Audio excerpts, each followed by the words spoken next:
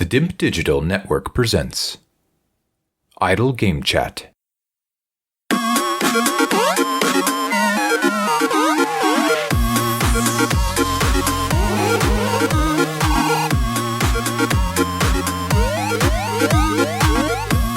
Hello, Apps here from the DIMP Digital Network. Welcome to Idle Game Chat and welcome to our first edition of Games on the Grill. Games on the Grill is basically where we sit here and grill video games that we have been playing. We give our impressions, we do our best to kind of break down the game. We'll often go off on random tangents too, so don't expect it to be completely focused, but episodes will feature either a handful of games, as we will barrel through them as best we can, and there may be some situations where we just focus on a singular game and really sink our teeth into that. But for this inaugural edition of Games on the Grill, I've got the elder statesman roped in. He's a former DIMP Digital Gaming Quiz champion, and he's currently plying his trade in the DIMP Digital FGL Grand Prix. It's Pacman himself. It's Tom Adcock. How you doing? Hello, mate. Yeah, I'm good, thanks. How are you? Yes, very well, thank you. Are you excited to be on this inaugural episode of Games on the Grill? Can't believe my luck, if I'm honest, mate. Wanted to do it yesterday, but somebody was a little bit drunk, so that didn't happen. I drank way too much Friday, and Saturday was pretty much a write-off. The only way actually to get over that particular situation, I didn't start feeling better till I had some Prosecco in the afternoon. Fucking hell. That hair of the dog, people go, oh, it's bollocks. I'm telling you, 9 times out of 10 it'll sort you out, but that 1 time out of 10 where it makes you feel worse, you may want to avoid it. But I'm feeling good this morning, feeling refreshed. We've got a big session ahead of us for the IGC crowd, and I'm sure they're very excited to have Games on the Grill going.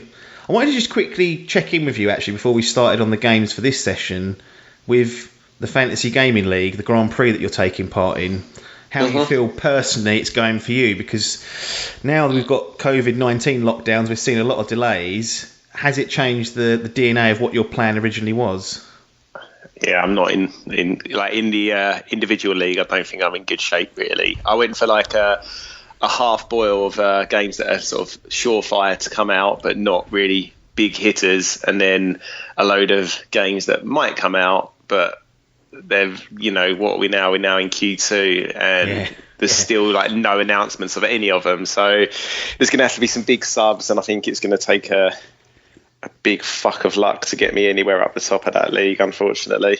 Yeah, it's a tough year because the added complications of COVID is really pushed back, and I think really it's unsettled people and their trust in games coming out, because we've seen The Last of Us 2 getting delayed out of May. That was, a month away. It was 4 weeks away from having that, and now they're like, nah, that ain't coming out till then. Probably still make 2020, but you think, well, what else is getting pushed back later on in the year? Yeah, I wonder how like their brain, because I feel like if you had like a little indie game, retro game or whatever, you'd probably, because people are obviously sitting at home playing games. Like I feel like any old consoles, the price is skyrocketing on all this stuff because people have got nothing else to do. Yes, but like our Naughty Dog sitting there thinking, right, well, there's going to be a lot of people wanting the special editions. They're going to want this physical. Yeah, like do they? Because I can't. I mean, in my brain, anyone into video games, that gets dropped as a digital. Like, as much as I love a physical, I'd have to get that. Yeah. Have to. Yeah. So, I mean, I don't really, I'm not too sure of the thinking. But then, I think if it's not like a AAA game, it'd be a great time to really get your game out there. People are sitting in, they're checking the net. You can advertise to them. Yeah. I mean... Those that are digital releases primarily, like you said, the smaller games, there's definitely a good time to drop it. I think the big guys, like you mentioned, Naughty Dog or Sony, whoever's making that call, may well have looked at it and gone, the physical sales are going to be down on what they probably would have been. So let's try and do it when all the shops, or some of the shops at least, are open. I mean, you can still order physical online. Have it delivered, that's it, right? And most of those places are still in business, right? As far as I know. So... Yeah, here in the UK, yeah. I mean, maybe, they've probably been working on that game for, 7 years, 6 years or whatever, so maybe they just want the fanfare it deserves, come release. They know it's going to be an absolute monster, so just keep the coffers a little bit lower for 1 more or 6 more months or whatever, and then absolutely rake it in. Well, we'll see also what's happening with the new generation of consoles. I imagine there'll be a difficult decision having to be made there, because that itself's probably less impacted in terms of people can get hold of them, but how much spare money have people got to drop 400, 500 quid on a new console after being furloughed or out of work for 3 months from this COVID thing?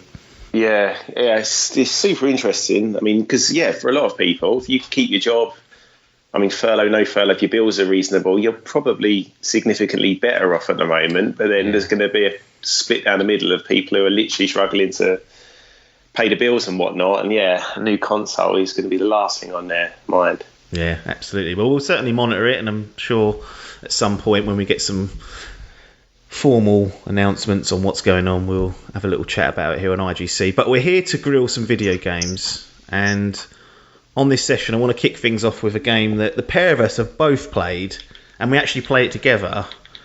It's Man of Medan, Dark Picture Anthology. Now, for those that don't know too much about them, Supermassive Games developed this. The last game that they developed and released was Until Dawn, and this falls very much similar into that category of narrative-based games. You played Until Dawn. What did you think of that effort of Supermassive Games? Because it kind of had the DNA of the Telltale games, but production values were far, far bigger and better. Yeah, I loved it, man. It was like classic sort of 80s, 90s horror film, like in a game, like decision-based, like quite a few characters. Yeah, I thought it was a really good game. I didn't really know much about it going in, but I played it with my nephew Marcus, better known, and we just passed the pad on it, and I thoroughly enjoyed it. Yeah, it was a good game. I think I enjoyed seeing a game like that with some proper production value, because all we'd had really is Telltale, and as good as they are, and I've enjoyed them, they're sort of middle of the road to lower it on their production values, and they creak. There's sometimes some problems with the graphics and whatnot, but this was it looked like a quote unquote a proper sort of AAA video game. Now, whether people would say it was because of the depth of gameplay is another issue. Another little fun fact: Rami Malek was starring in Until Dawn, went on to get an Oscar. So, Jesus, that's what you get. Freddie Mercury jobby, wasn't it? I bet he buries that now on his CV. Man of Medan. Until Dawn is definitely not on his CV. That's eradicated for sure. But I do love these narrative-based games, and I enjoyed Until Dawn as well.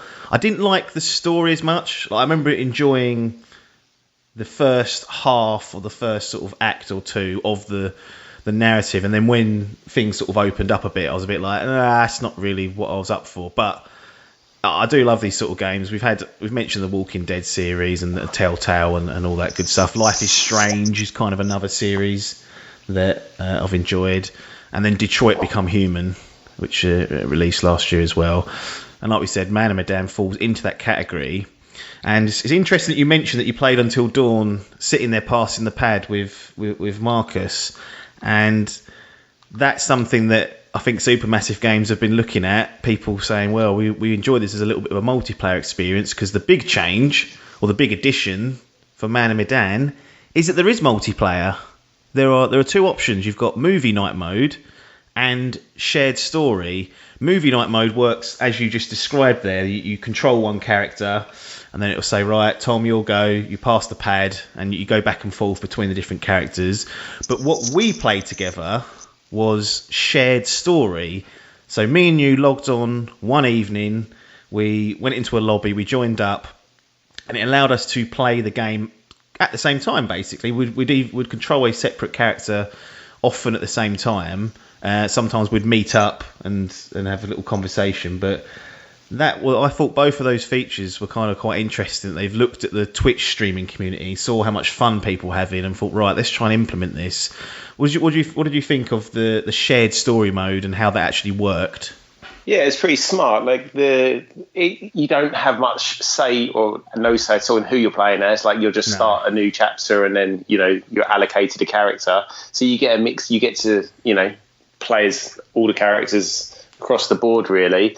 But yeah, I mean, it works really well, and I guess it gives it some. I mean, not that I would particularly want to do it again, but it obviously gives it replay value because one, you can. Well, actually, do you know what? It's got real replay value because obviously you can influence the story in many different ways, and then it's not split screen. So when you were off doing your thing, unless it was bringing us together, I didn't know what you were actually doing. So yeah. So you're only ever getting like 50% of the experience, which is fine. Obviously, you can talk to each other in a lobby and let people know what's going on. Yeah, it was certainly, like you said, I think the word is smart to implement that so that people could play it across the board. And movie night mode, I think you can have up to like 4 or 6 people, so you'd all have like a character each, pretty much. It'd be annoying though if you sort of went down and died early on and you was like playing just one character and you had to sit out the rest of the story. Be like, right, or someone did something that put your character in jeopardy and then they died and you're just like, right, now I've just got to sit and watch these fucking idiots play this. I'm not sure for big groups it's the right idea. One thing I noticed definitely in comparison to Until Dawn was it felt much shorter, and I'm pretty sure it was much shorter. Now I've played it solo. I played it solo first, which is one way the game's designed. Then I played it with you, where it was a bit more of a shorter experience because some of the scenes were right to do both characters. You were off doing that part of the story on your own. But in terms of length, I think we bashed it out in 3.5 hours, 4 hours for shared. Yeah, it felt alright, wasn't it? It's just one night. Yeah, we did it in one go. Now the RRP for Man of Medan was 25 UK pounds. Until Dawn was 50 UK pounds. So is that a fair trade-off that the length of the game is shorter and that we're paying less technically? Yeah, I mean, I can't remember what I actually paid for it. Maybe 17 or so. Yeah, something in that wheelhouse. And that was fine. I feel like 25 is, I mean, it probably, for a brand new release, that probably is they can get away with that. I'd like to see it like 19.99 or I don't know if they've done this. It's part of obviously a series, isn't it? There's now a new one set in a small town or whatever. I don't know if you can buy the whole series as a package. Because if that was then 89.99 and this was your bag, then I don't know what I'd work out how many they're doing, 3 or 5 or whatever. But that would be fine. But yeah, I mean, what you can pick it up for now is well worth it. And I guess with like a game like Resi 3 going for like 49.99 and people are saying that's 4 hours, then 25. Yeah, I mean, I guess that is fair, to be fair. Yeah, no, I tend to agree. But also, like, did you really want to play 30 hours of this type of game? No. It was, I mean, that's not a diss. It's just that they run their course, don't they? Yeah, absolutely. I mean, I can't remember how long Until Dawn was, if I'm honest. Like twice as long. 7-8 hours I've got. Yeah, which is fine. Yeah, I mean, this was fine. Like, I enjoyed it, and it, the pacing's good and gets you right into the action, I guess, which is fine. And yeah, you're right. Like, between sort of 5 and 10 hours, anywhere there is a sweet spot. This was just under, but obviously it's part of a wider series. I guess he's gonna have some tie-ins or whatnot, or I don't know if it's just the narrator who ties it all together. I think so, yeah. He's like got these. He's the one sort of reading the story, isn't he, to you? And like, I think these stories are all like the books that he's got in his. It'll be like what's that fella called out of the King novels? It always pops up and is lurking. Yeah, exactly. Almost, I guess, like Tales from the Crypt, like the Crypt Keeper or something. Yeah. It'd be interesting to see where they go with. I think it's Lost Hope or Last Hope. The next one. It's supposed to be coming out in the summer, but as we mentioned, that old COVID-19 might put pay to that. But I'll certainly be interested in looking and getting that. I would love a package of all of them, but they're probably not going to do it to the end. So I ain't going to wait around. I'll be looking to get that. The one thing I point out every time with these games is how well they translate the look of the actors onto the game. Like the facial animation, this is fucking insane. Like the close-ups and every little detail of their face is captured and their reactions are captured. It makes you wonder whether there's other games out there that can sort of get to this level with a bit more of a robust gameplay loop, perhaps. Yeah, I mean, it does look phenomenal, really. It's a lovely looking game. I mean, yeah, 'cause I mean, this is pretty much exactly the same as Until Dawn, isn't it? In terms of like gameplay mechanics, it's kind of point click and like a bunch of quick time events. Yeah, I mean, it does. I mean, I can't wait to see. Well, Last of Us 2 looks like, and then these early games on next gen are just going to be insane. Yeah. I think one of the problems that that Supermassive have had, and this is I thought present in Until Dawn and Man of Medan, is that there's a lot of walking around during certain points where you're exploring the environment and picking up clues or interacting with things. And I just found the controls really sluggish, like super slow, and like trying to turn somewhat. I remember there's bits when there's two of us trying to walk down like a little small gap in the game. It's like, and I was just like, we kept bumping into each other and getting twisted up, and I was like, Jesus Christ, they really ought to try and tighten the actual controls up. So I think they let themselves down in that area. But it's a horror game, and it is what it is. Jump scares galore. I preferred the end-to-end story with this one, I think, as compared to over Until Dawn. Yeah, just because. Yeah, I was the opposite. I think I preferred Until Dawn. Like, without spoiling anything, I think I just like that type of horror kind of better when there's something more tangible. Whereas, this I'm always like kind of second guessing what's going on, and it kind of not that I guessed anything, but it kind of went the way I expected it to. I think that there's a couple of like giveaways, in the sort of like back third of the game that let you know where the story's headed. But I mean, that is the thing with this. It's all about the story, isn't it? That's why that movie night thing would work so well, is that really the gameplay elements are kind of take second base to the actual like acting and the story that's going on screen. And just trying to keep everyone alive, I guess, is also then one of the sort of main, or not, if you don't really like the people. We ended up with 2 people dying, didn't we? Out of to be fair, the second one, again, I'm not going to say anything, because I guess you must have known.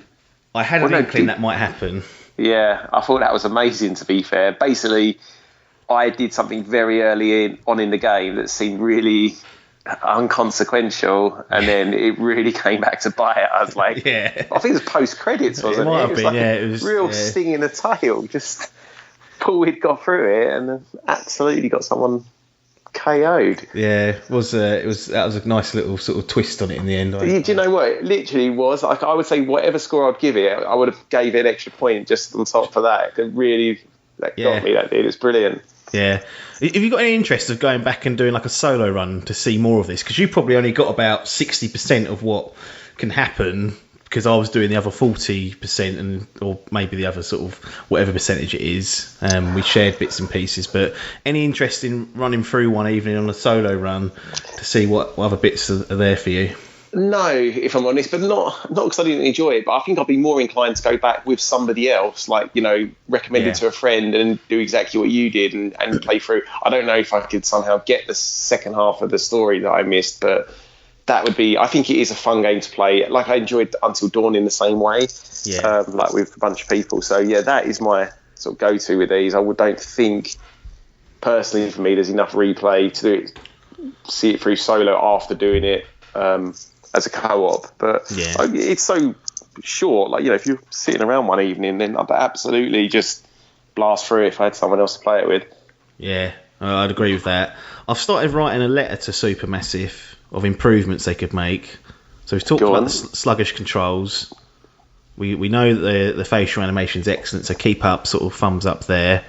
The transitions between scenes is sometimes a bit jarring, I felt. Like, it didn't always make continuity sense, but a small price to pay with the amount of branching storylines, I guess.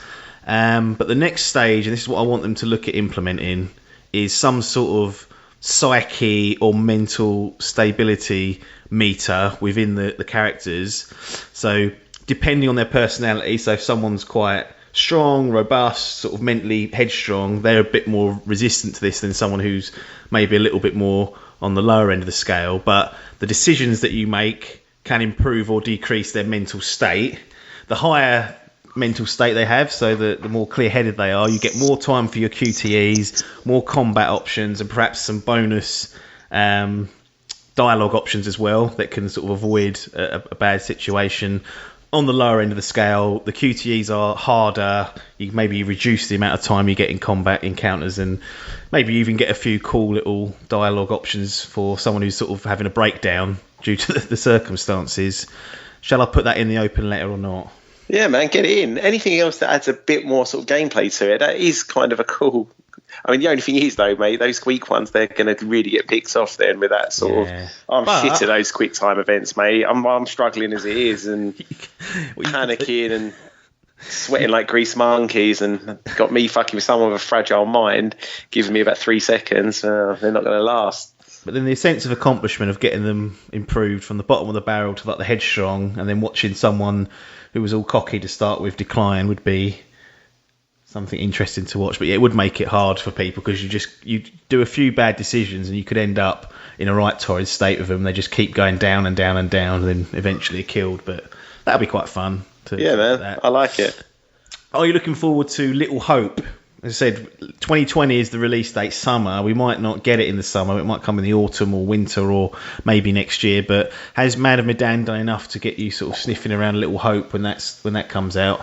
Yeah, man, I like this kind of game. I haven't played as many of these as you, but I really do like this format of game. And then yeah, I mean, it'd be nice if they got them out a little bit quicker, maybe, but whatever. I mean, I guess then it's overkill like the Resis, but yeah, like the different actual stories, and horror is like up there with my favourite genres of film and game and everything basically. So yeah, I'm well interested to see where they go with this, and what type of, because the trailer doesn't give a great deal away.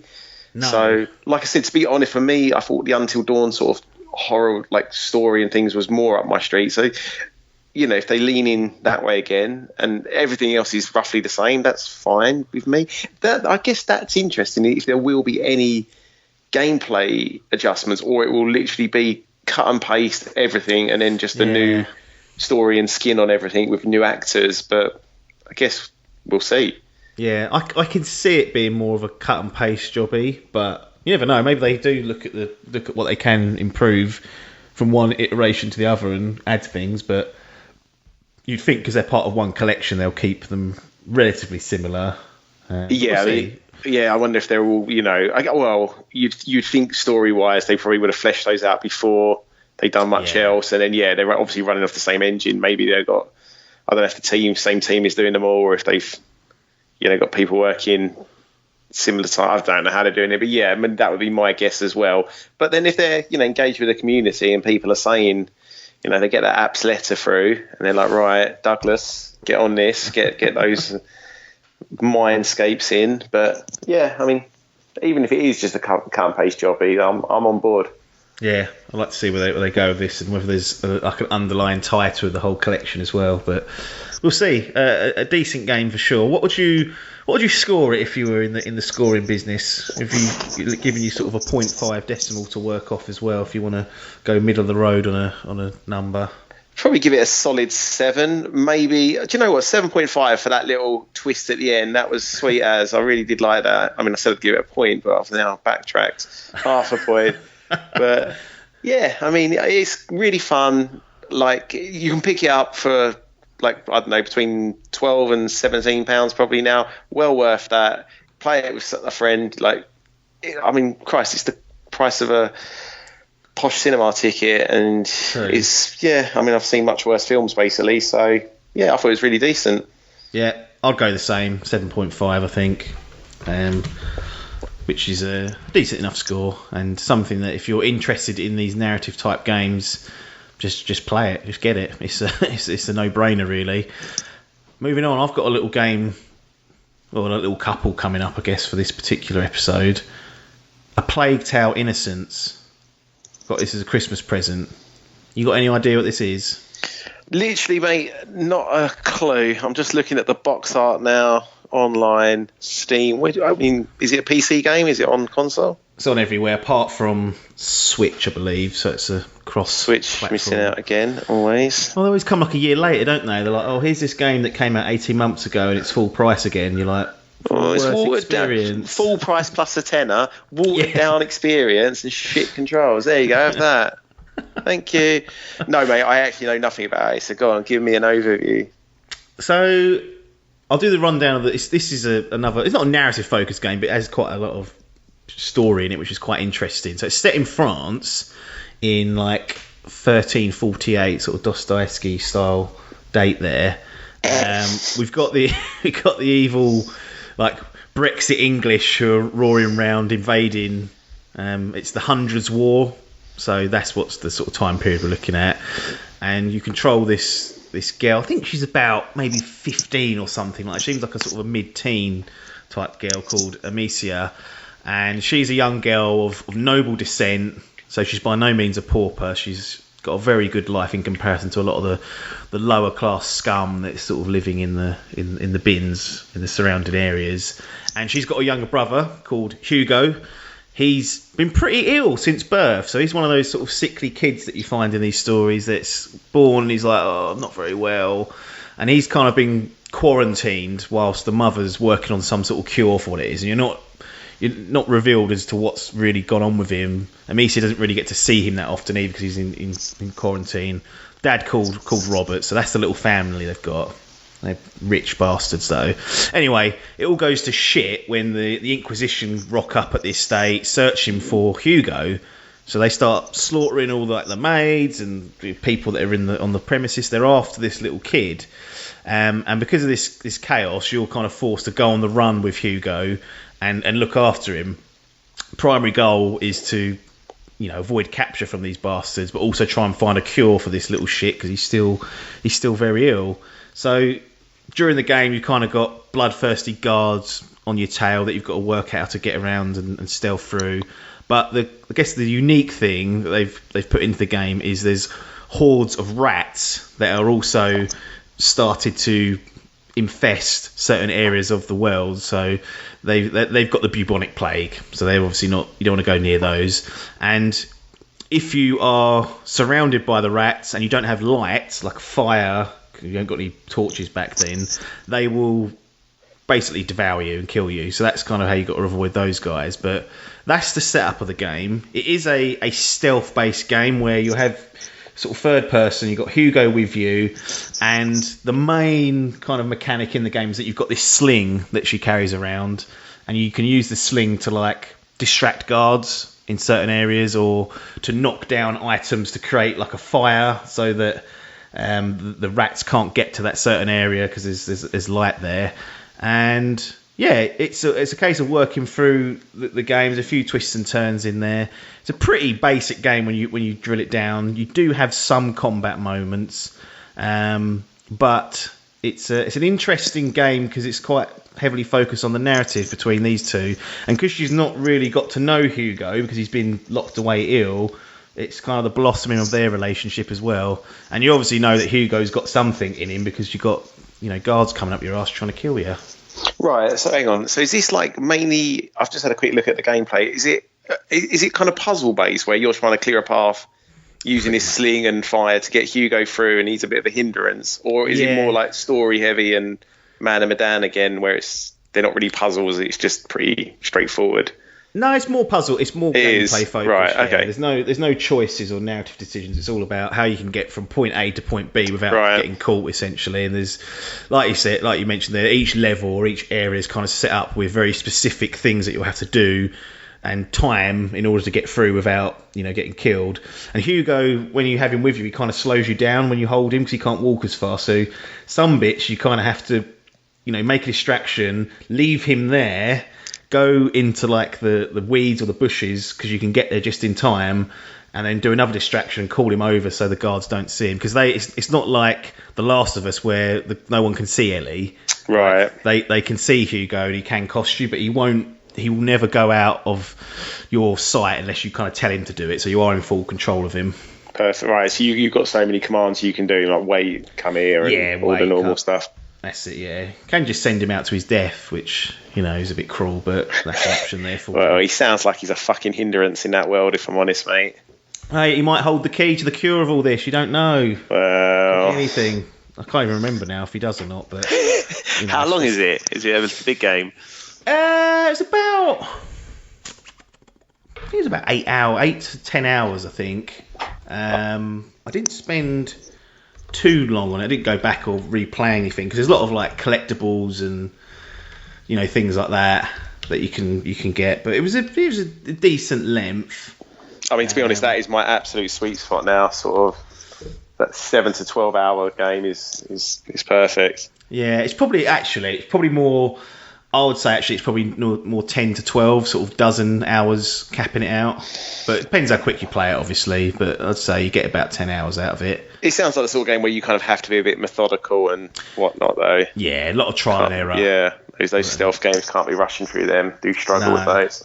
No, nice. But it's got a decent setting. I wasn't expecting a game like this to sort of arrive in 2019, but I got this as a present, a Christmas present, and it's been out a little while, so the price was lower than what the initial release price was. When I looked up the fact that this was a full price game, I was completely shocked because the length is probably about right as a single playthrough, but everything else like production, graphics, voice acting, lip sync, all like the basic stuff was really like not up to scratch.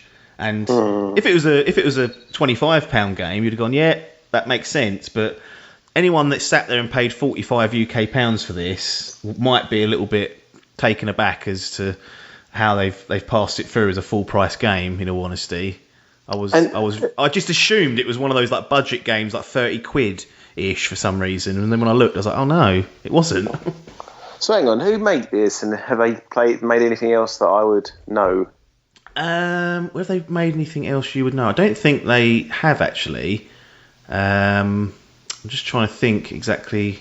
I'll just look up what they've done and we'll do it that way. But it's they've done the Crew 2, so it's a bit of a jump from the Crew 2 to this horror stealth puzzle game. So yeah, they've not got much sort of pedigree in this area. They've done a few other bits and pieces, but they helped with the Crew 2 on. I think they were mainly doing like ports, things like that. So it was like the Windows version of that, but yeah, and PS4 and whatnot. But they've not really done a great deal of their own stuff. So this is kind of like a new venture for them. It's okay. They're helping with Microsoft Flight Simulator next, so I don't know how that's all going down. Fucking hell, they're jumping all over the place. Yeah, mate. Big Phil wants to get people in, contract them. He's just throwing money all over the place, isn't he? Get them on that first party studios. Is there much replay value in this? Would you go through again, or is it a one-shotter? One-shotter. No interest in going back again, because it's like a game where it has a very specific kind of structure to it. Even after 10 hours, you're kind of like the last third, you're a bit like, right, I'm starting to wane by then. But yeah, it doesn't hold its weight to the full end. But yeah, it's decent for what it is. I'm assuming it's one of those games where like what you start with is what you've got. Like you can interact with things, but it's generally like just plays on the same puzzles over and over and just. Yeah, they obviously up the complexity, and you can unlock new items to put in your sling, which have different effects. Right.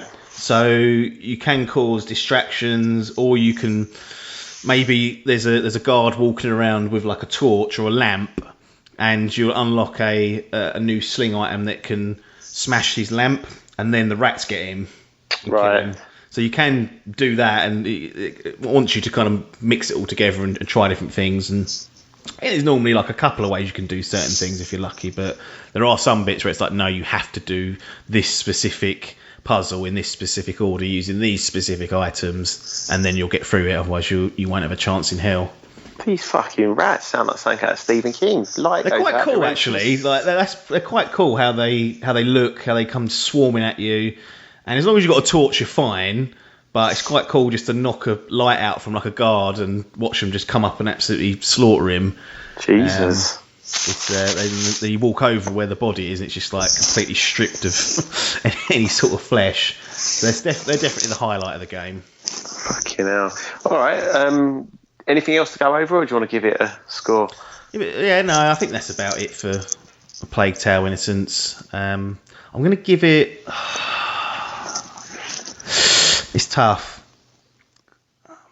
Do I 6.5? Yeah, I mean, from what you said, it sounds about right, I guess. Yeah, it didn't scream. It seems unfair because I didn't pay for it, but I could just imagine someone paying 45 quid for this and being like, what? Is that what we're doing now? So 6.5. If you've got spare, it's cheaper now, so you won't have to pay that price. But if you fancy this, little 10-hour, 12-hour game, go through it. But there's not a lot of depth to it. Story's good though. Story's pretty decent. It always helps. Yeah, it helps you sort of pull it through. But that's a Plague Tale Innocence done. Sweet. Final one from me, Disco Elysium. So we covered this on our Game of the Year podcast, but I thought I'd just drop in the grading of this. So just remind me, is this the one where you're a detective? Correct. And you've got different personality traits that you can kind of grow or yes, whatever, and then that helps with your... It's the Homer Simpson simulator, yeah. Yeah, I've heard of this and I remember you guys talking about it. Okay, so you finished this now, I'm assuming. Yeah, I'd finished it anyway. Okay. But because we was doing just Game of the Year, I didn't score Grade it. It was sort of brisking through it. And but yeah, it's a good game. Obviously it's a proper RPG. Yeah. So not for everyone, but if you had any questions, I'm happy to answer them. If not, I'll just rattle through and... No, I think I've heard a lot of places talk about this, and I've heard nothing but good things. So I'm assuming you enjoyed it, and look forward to hearing this score. But if you want to just give it a quick overview and then score it off. Yeah, so it's an RPG, isometric, currently only on PC, but console ports apparently are due. And you take control of a detective who's a fucking pisshead, basically, wakes up with a stinking hangover like I did yesterday, and is trying to really figure out what he's doing in this weird little town, why he's been called in. It turns out there's been a murder there, and you're off to basically solve the murder. And along your way, you kind of uncover, and as you'd expect, branches off into all sorts of different directions and whatnot. But the core thing that makes this RPG different is that you have these voices in your head that are constantly nipping at you and giving you advice based on the conversations you're having with other people. So, for example, if you've leveled up your strength, your physical strength, there's an alpha voice in your head who wants to just sort of bulldoze through everything. So he'll be like, right, just knock this fella out. And you can choose that as an option, just to physically just harm someone rather than talk your way through it.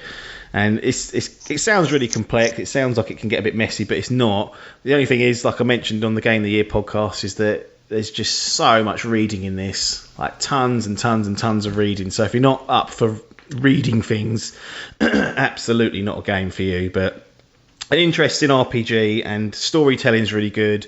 Probably a bit too long for its own good, 35 hours. I was like, Jesus.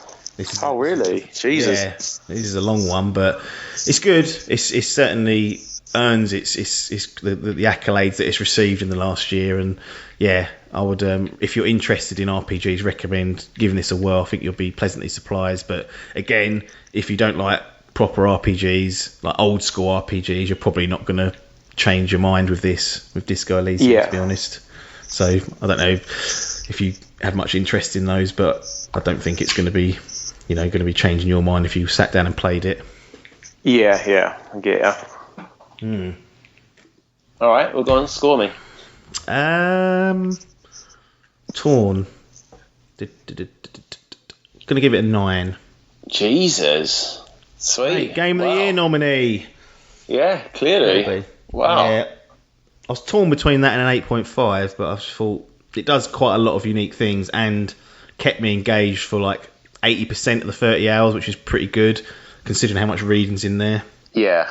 And I do want to actually, it's one that we talked about, 2 games where you wouldn't want to go back and play Man of Medan again unless it was co-op. I wouldn't do a Plague Tale Innocence again at all, but I would quite happily sit down and go for a completely different sort of build of my character and try different things in Disco Elysium. I think that, in 3-4 months' time, I'll boot this up again and go, right, let's just try and do a meathead run through and see how far we get.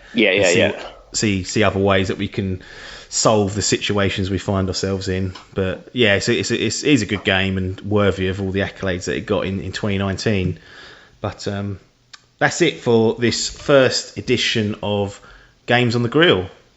So we got through 3 there, which is pretty good.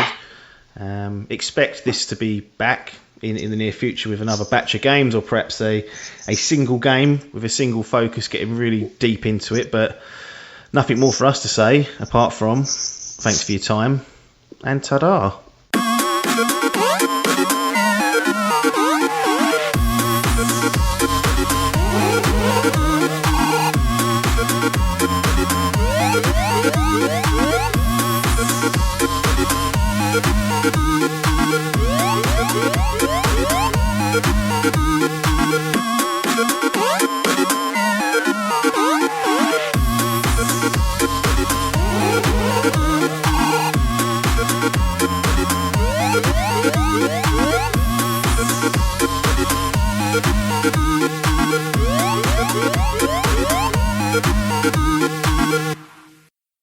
This was a DIMP Digital production.